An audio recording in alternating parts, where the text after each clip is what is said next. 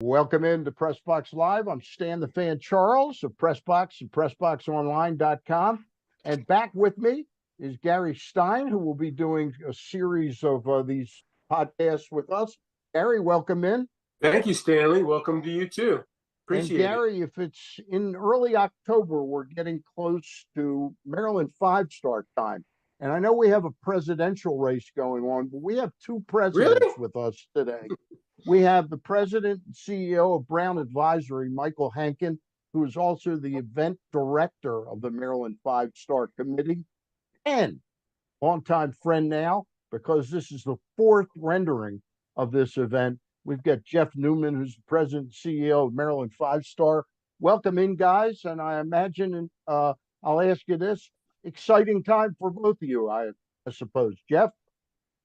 Absolutely. I mean, all the preparations are happening as we speak. The seats are up and tents are going up and the turf looks amazing and it's beautiful weather. We hope that continues. And we're really excited about the fourth edition. We think it's going to be something really, really special. And, it's been a great growth opportunity so far. And we think this could be the best yet. Hey, Michael, I read your bio on Brown Advisory, and it either needs to be revamped or it didn't mention anything about your event chairmanship of the Five-Star Committee. That's a good question. It's often people ask about our support for horse racing, for eventing, for show jumping, and they can find it on the website, but they would find it under the heading of community sponsorships. Okay. I wanted to touch on that because Jeff reminded me yesterday that you're not just into this event, the eventing, you do steeplechase stuff. And you also, I know you're very involved in thoroughbreds. What is so special to you about the equine industry in the state of Maryland? And how important is it to the economic well-being of the state? Well, I think about it this way. Take a peek outside today. It's just beautiful. And October in Maryland, you expect a beautiful fall day like today. And in October in Maryland, you expect some really good horse racing. The Maryland Million coming up, right? Yep. You expect the Five-Star, only 4 years old, led by an off-the-charts chairman in Jeff Newman. We're really lucky to have him.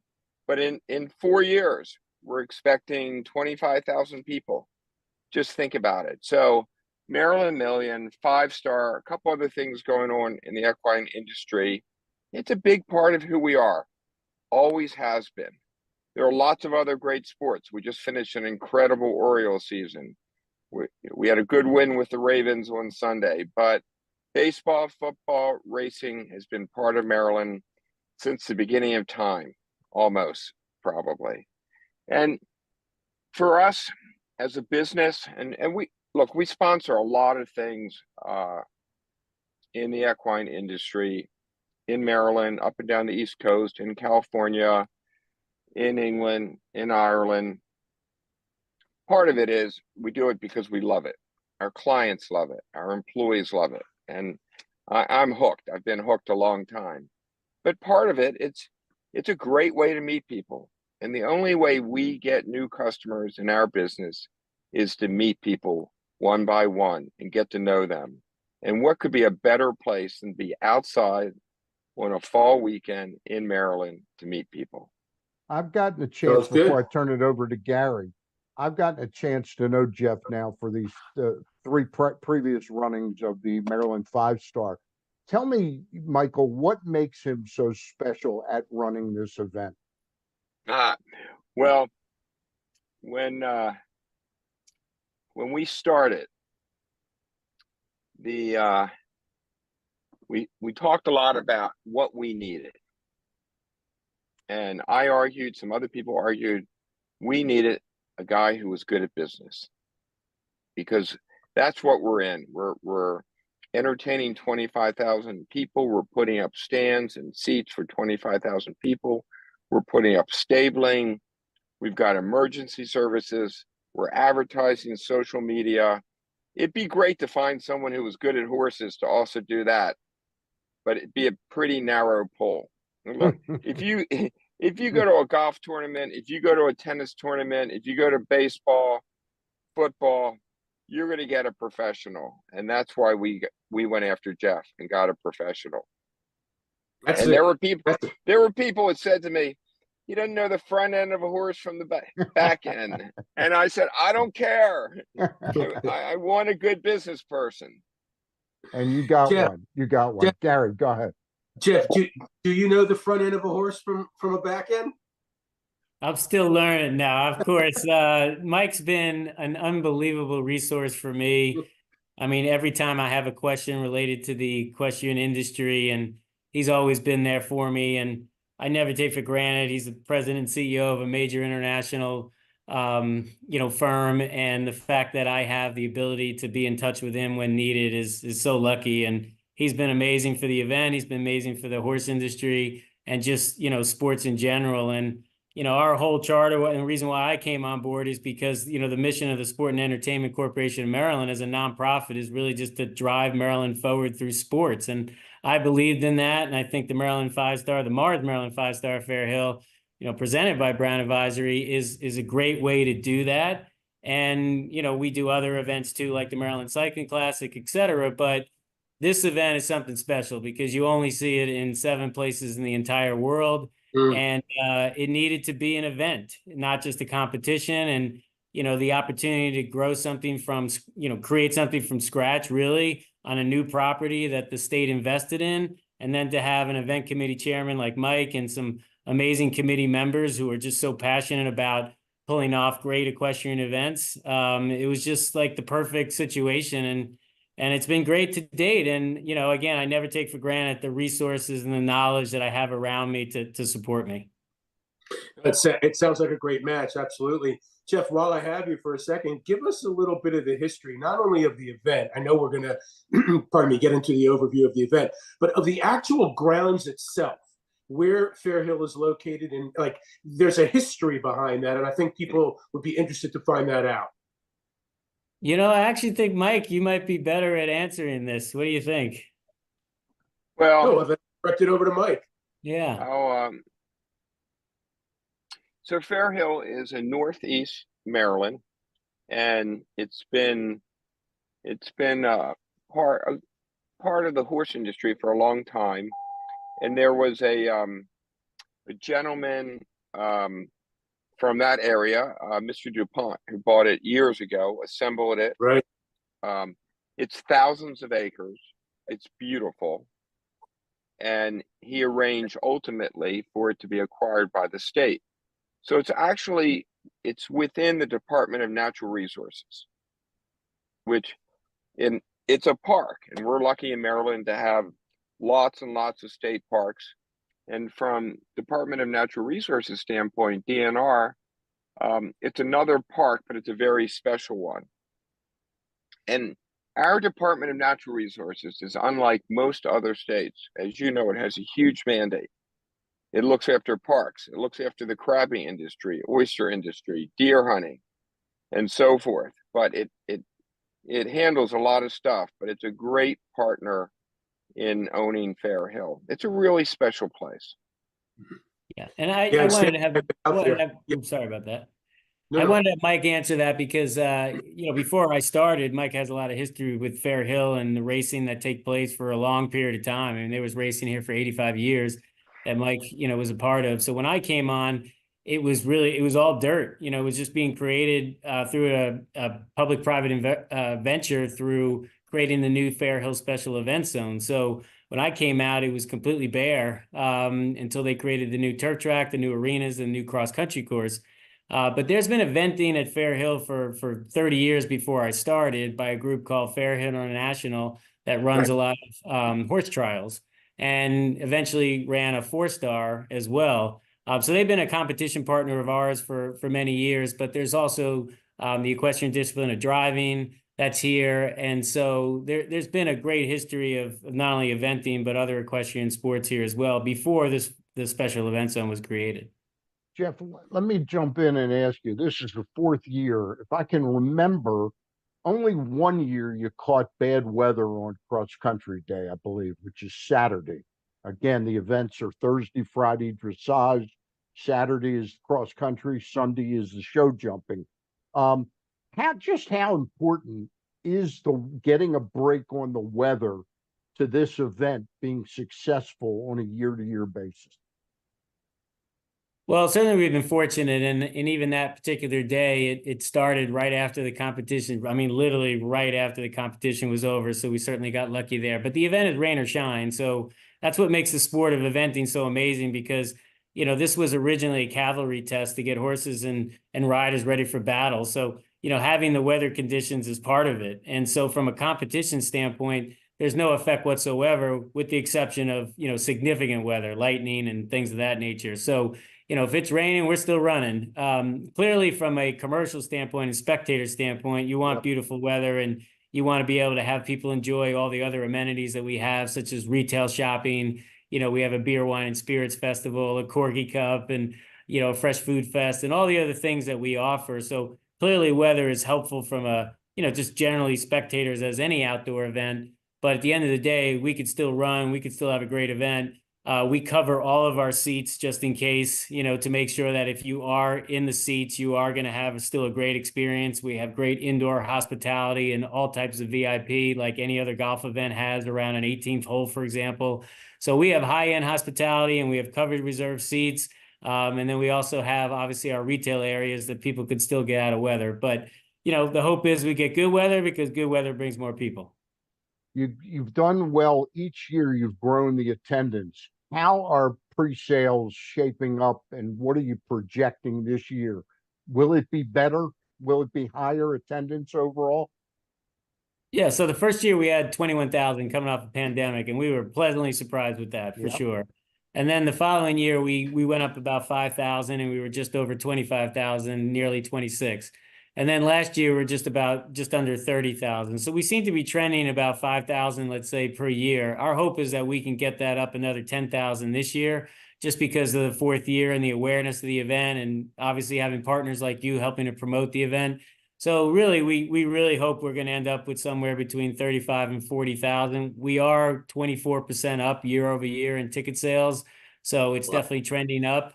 And, you know, I think it just comes to, at some point in time, we really believe it's gonna really resonate that when you come out here and you see it for the first time, it's as good as any event that you can go to. I believe that very strongly, and we just need people to see it and then think they're going to be hooked. Michael, before I turn it over to Gary, you were nodding your head when he said it was a pretty spectacular event. Just how big, because I know you're a bit of a visionary on these things, how big can this event get? Well, think about this. In England, there are 2 5-stars, Burley and Badminton. And over the course of the weekend, they'll get more than 100,000 people. Okay. Wow. So it's and that day in New Jersey, outside of New York, northern New Jersey, they'll have a steeplechase, Forest Hills. They'll get 35,000 people. So in Maryland, hour and a half below, we'll get 25, 30,000 people. This weekend, Maryland Million will get a good crowd as well. There's a lot going on, and it's a very successful event. And I do think weather affects it, but it affects every sport. You know, baseball attendance is going to be off a little. Football is going to be off a little. Pimlico Preakness was off a little because of the weather, but it will be off a little too. But it's not going to be, you know, 100% down to 50. It's going to be 100% down to 85 or something like that. Because as Jeff said, it's well sheltered, and there's a lot to do. Walk around. There's kids can run everywhere. So it's an easy day for parents to come out and see a lot of stuff. That is a great selling point. Yeah. If I could just add to that, you know, kids 10 and under get in free for the event. So we encourage families to come out. It's a dog-friendly event too. Mars brings their Mars VI pet, which the dog is the VIP, and you're the +1. So there's a lot of good things to do to bring your family out, as Mike said, on a beautiful fall day in the country. But, you know, as Mike said, it's a very busy time of the year in October. I mean, there's a lot going on. So we want people to think like, yes, there's a lot going on. I could go to baseball, I could go to basketball, I could go to football, but I may miss the Maryland Five Star at Fair Hill, which only happens one time a year. So like Preakness, people put on their calendar and say it's a must-attend event. And we're hoping at some point in time, that's what people think as well about our event is, you know, there are two staples, at least, you know, we want people to think about, of course, Preakness in the spring, Mars Maryland Five Star presented by Brown Advisory in the fall. And, you know, I think if people want to just come out for one day, we've said this before, Stan, as you know, it's cross country day, which is Saturday.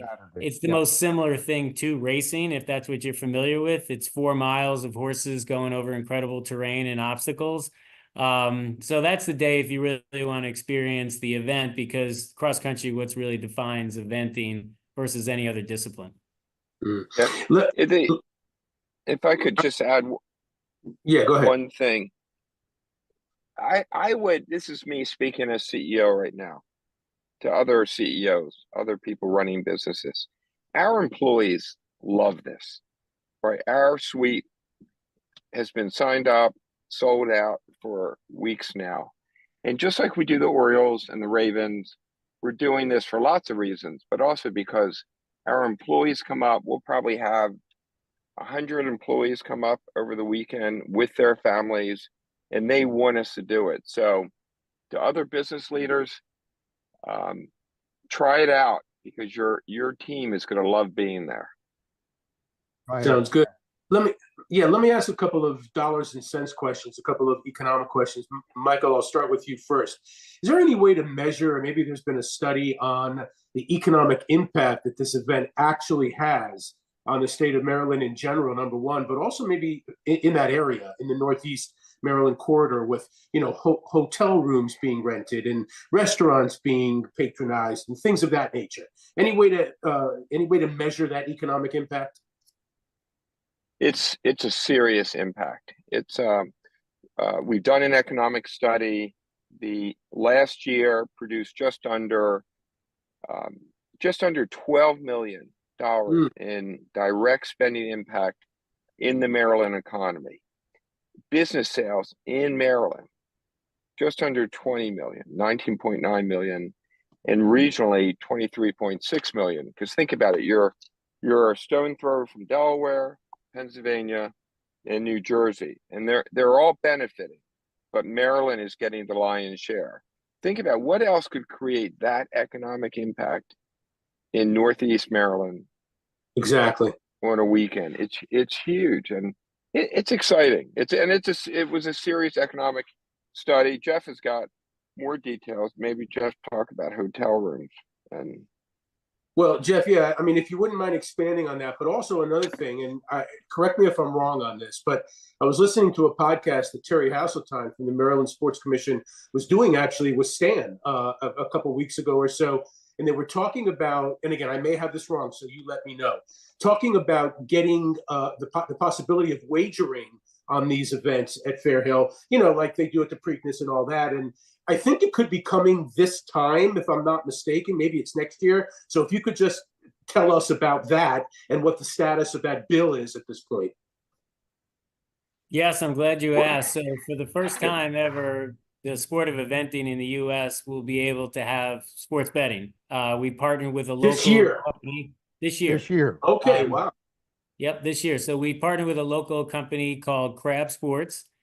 He does the exact same thing as what most people know, FanDuel and DraftKings. They're just more localized, you know, trying to increase their market share. But they go about things where they integrate with partnerships in order to grow their accounts. And so, you know, we seem like the perfect fit, and obviously have the name Crab Sports, you know, to be able to partner with that in Maryland. It just made sense. So we will have sports betting. It's simply downloading their app, creating an account. There's a promotional code MD5 and yes, you can bet on both the 5-star competition as well as the 3-star competition for the winner, the top 3, the top 5, and the top 10. So we wanted to make it simple in the first year, just so people can get used to you know, the sport. And we also have a company called EquiRatings that can provide all the probabilities to help you make an educated bet. So yeah, it's something that we got approval from the Maryland Lottery and Gaming Commission just last week, and it's really, really exciting. And I guess Very kind of exciting. back to, what Mike said earlier about sort of what I want to bring to these events, and from the commercial standpoint is, we need eventing in our sport, as well as the event itself, to be what people are accustomed to. And now that it's legal in Maryland, and it's been legal in Maryland, we needed that, because it also opens up the event to a wider audience, more interest, more awareness in the event. And, it creates more of a social atmosphere as well. So it's just something that really needed to happen. It's like if you went to an event, you didn't have Wi-Fi, I kind of look at it that you need to have sports betting now, because it's just part of the fabric of what everybody's used to with sports. So we always want to be at the forefront and try to be a leader in not only this sport, but in providing more opportunities for people to engage with the event. And so this Crab Sports initiative that we have, and I think it's going to be exciting for people. Jeff, Absolutely. let me just jump in and piggyback on that question. So we're clear and the viewers are clear. Is betting only taking place at the event, or if you get Crab Sports, I could stay at home and bet on the event? And Yes. also, are you betting only on the outcome of the entire event? You're not betting on dressage, who's going to lead after day one in dressage or day two? Mm. No.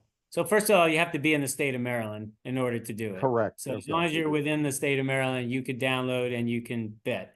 And with Crab Sports, of course, you can bet on anything. It's not just the event, just Yep. like any FanDuel or draft, you can bet on any sport. But yes, you have to be in the state of Maryland. And for this year, again, to simplify it, we didn't want to do all the prop bets and things that might be complicated. We wanted to make it simple, so it is the outcome of after the full competition is over, of winner, top 3, top 5, top 10. Now, just so we're clear, because in thoroughbred racing, you can bet on exactas and trifectas and things like that. Can you pick a trifecta of the top 3 finishers, or is it just only win, place, Yeah. or show? Yeah, just that. And Okay. again, we wanted to simplify it so that it gave people an opportunity, and whether you know the sport or not, next year and the year after, we'll start building more markets, more different types of prop bets as people get more familiar with it. Right now, it's about having it available and then growing it from there. All right. Before we go on, let me just throw in, because we were talking about crabs, it reminded me that our sponsor is the Costas Inn. Nobody does crabs better in the state of Maryland, with the possible exception of Crab Sports. But the Costas Inn, they've been in the same location for over 50 years. Nightly specials are fantastic, but if you're planning your crab feast, call 410-477-1975. Make sure you get the price point you want, the availability you want, so your party's a big success. Costas Inn for over 50 years at 4100 North Point Boulevard. Gary, go ahead. I was looking at the notes here. By the way, your PR department is excellent, so thank you for that. But there was a note here about the sponsorship of Bobby Upton, I guess one of the participants in the event. And I'm just wondering about just human interest stories in general. Jeff, is there any, because like when the Preakness happens, you hear for the weeks in advance about some of the jockeys and, their histories and their backgrounds, and especially on Preakness Day or, Kentucky Derby Day. Are there any great stories, that, personal stories maybe that you can share that can get our audience a little bit more, involved maybe in some of the personalities that are going to be out there on those days? Well, I'll talk in general terms and then turn it over to Mike as to, why he had, chosen to sponsor Bubby Upton. And great story, by the way. But in general, this is a 4-day competition. It's an equestrian triathlon. It's a very, very challenging sport. And we want to try to bring as many international riders over as possible to compete against the top Americans. But it is a very big undertaking to ship a horse, as well as Right. the people that come with it, the grooms, the rider, the owners. So it takes a lot of investment and a lot of supporters to actually enable international riders to come over and participate. And so there are some great supporters of these individual athletes and horses, like Brown Advisory, and they're the ones who help make it possible.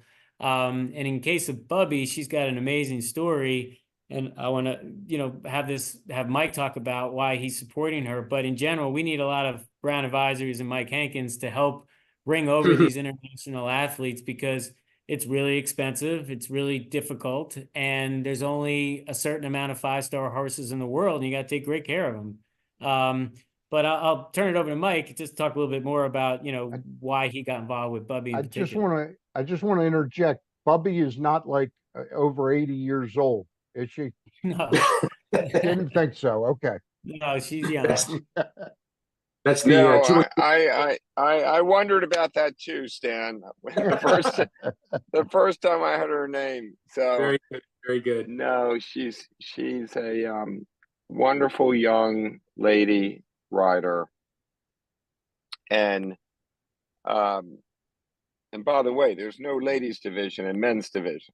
Everybody competes. Correct. Yep. So, and she had a bad injury a few years ago, worked hard to come back, and has come back at the top of the international sport. And frankly, we were at some races over in England earlier this year, and there's a wonderful man, David Howden, who runs a significant insurance company, and he and I were talking, and he said, you really ought to meet Bubby, and she's trying to get to Maryland. If you meet her and feel good about it, how about if you and we split the cost of her getting over there? And it turns out she already knew several of our colleagues in our London office. So it was just easy to do. And we try to sponsor younger riders, younger jockeys. We've got one in England, 3 actually in Ireland, Irish steeplechasing, and 1 in this country. And it just makes it a lot of fun. You get to know the participants. They know how to have fun. They know how to laugh. And while they take the sport very, very seriously, they don't take themselves too seriously. So it's good fun. Jeff, let me, we're getting toward the end. Just a couple more questions from each of us. Tell us again, Thursday and Friday, what time does dressage start on both days? Gates open at 8 a.m. and the competition will start at 9. Okay. And then Saturday, is it same thing? Gates open at 8? And I know cross country doesn't start until mid-afternoon. So what time's a good time for people to come? Because I guess there's an event before the 4-star or the 3-star. Yeah. So because we have 3 different levels of competition, we actually have the Young Event Horse East Coast Championships, where 4- and 5-year-olds are competing on Thursday and Friday. And these are the horses that are trying to be identified to ultimately become a 5-star horse. So that happens on Thursday and Friday. And then we also have a 3-star competition, which is also a very challenging competition as well. That happens in the morning. So when 9 o'clock starts, it's our 3-star competition, goes from around 9 o'clock to say around noon to 1. And then the 5-star starts around 1:30 each day. So morning 3-star, afternoon 5-star, and that's every day. And so basically on Saturday for cross country, we are open an hour earlier. So gates open at 7 a.m. for tailgaters and others. We have a great tailgating scene. We have nearly 200 tailgaters out there.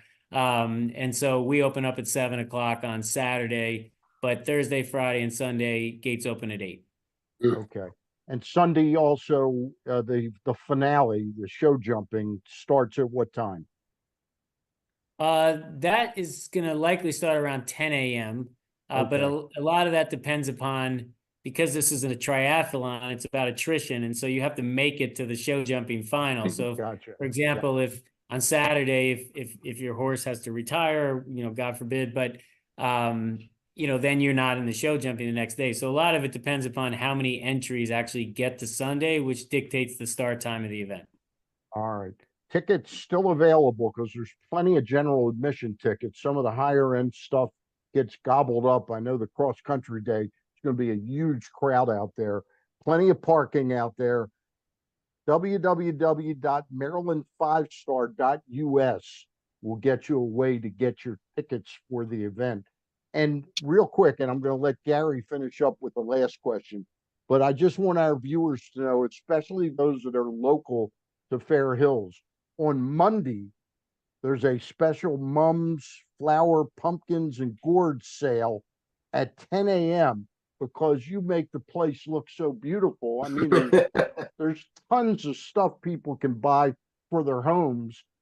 Talk just a moment about that. So we decorate the entire cross-country course. We're talking about 4 miles course, where all the obstacles are decorated with flowers. So clearly after the event, we have a lot of them left over, and we open them up for sale for people to come. And, you know, they're beautiful flowers, they're mums and everything you can think of. And just to make obviously a very colorful environment out there. So clearly we want those to go to good use, and we offer to them a very reduced rate. So we have a flower sale right after the event. All right, that's great. That's on Monday starting at 10 a.m. Gary, Yes. you're going to take the last question, and we'll let our gentleman get out of here. No problem. I don't have anything in particular to tell you the truth, but the one thing you did say, Jeff, that was interesting to me, because I'm always interested in it, is the tailgating. So tell me a little bit about the tailgate. Is it regular tailgate food, like Ravens football tailgate type of stuff, or is there something special or different that this crowd, will eat in the tailgate? So we have tailgating spots, again, about 200 of them, and it accommodates up to 10 people. And you could drive your car up right up to your tent, and your tent is rope side to the cross-country course, and people can bring in their own food and drink, just like you do at any tailgate at football or any other location or NASCAR. So yeah, tailgating is a big part of the event, and it's a great time, and it's an opportunity for families and friends and coworkers to get together and just have a great experience watching horses go over obstacles all day long. Stan, the last time you and I went together, we didn't tailgate. You didn't tell me about the tailgate. There was no tailgating back then. Actually, the time we went, that's what we're gonna do. The time we went was about 2 years before they even got awarded this event. It was not a five-star You're right about event. that. Yes, Yeah, that's right. Yeah. Hey, I got a last quick question, Michael. If you can unmute yourself for just a second. And I do appreciate your parking out for this Gab Fest. Just want to ask you, when we get past this event, can Gary and I get you on a Zoom to talk about the future of Maryland thoroughbred racing? I'd be happy to. I'm excited about it. Is there enough to talk about right now? I think so. I think it'd be fun to have a couple other people alongside me. All right, I'll talk to you about it. Yeah, you and I can talk about that, because I think we got to get going and get ready for the future. So I agree. Well, we're going to get going. We're going to get going next Thursday. Again, the 5-star event at Fair Hills. And again, you can get tickets at the, I closed my screen. It's the Maryland5star.us, correct? Jeff? Yes. If I could just say one last thing as far as like proximity. First of all, Cecil County is one of the best kept secrets in Maryland. It's beautiful. They have amazing restaurants. And if you want to bring your family for all 4 days, Great Wolf Lodge is our official property. So you could really make a great week of it. But, what people if they're not familiar with Fair Hill and Cecil County, it's literally only about 50 minutes from Baltimore. It's 40 minutes from Philadelphia. It's only 10 minutes from the University of Delaware. So it's very accessible. It's very easy. And we have free parking. So we want to make it easy for people to come out. So bring the whole family. We hope people come out for multiple days, because each day has something different. But like I said earlier, if you just have one day to come out, Saturday is definitely the day to do it, because it's great for, cross country, and you can really see what eventing is all about. Let's keep our fingers crossed for the weather next week. Again, the events are dressage on Thursday the 17th, Friday dressage on the 18th, Saturday the 19th is cross country day, Sunday the event finishes up with show jumping. That's on the 20th, and then the mums, flowers, pumpkins, and gourds sale on Monday. Thank you to Michael Hankin, President and CEO of Brown Advisory, and Jeff Newman, President and CEO of the Maryland 5-Star. And I left out that you're the event chair for the Maryland 5-Star Committee. Michael, thank you both. Thank you. For Thanks Gary, so much. for Gary Stein and our guests, I'm Stan the Fan, and we'll see you down the road real soon. Try that Thank you. 5-star out, though.